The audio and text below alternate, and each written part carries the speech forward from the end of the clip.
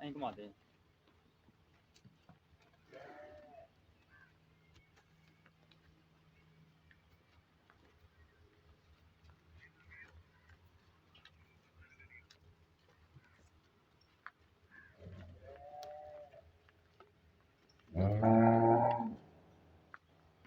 ਬੱਚੇ ਵਿੱਚ ਕਰ ਲੈ ਲੰਮਾ ਤੋੜ ਦੇ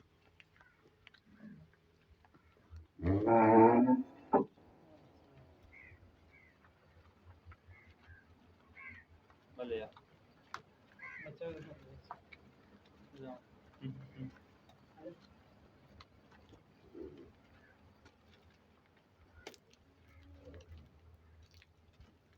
ਬੰਦ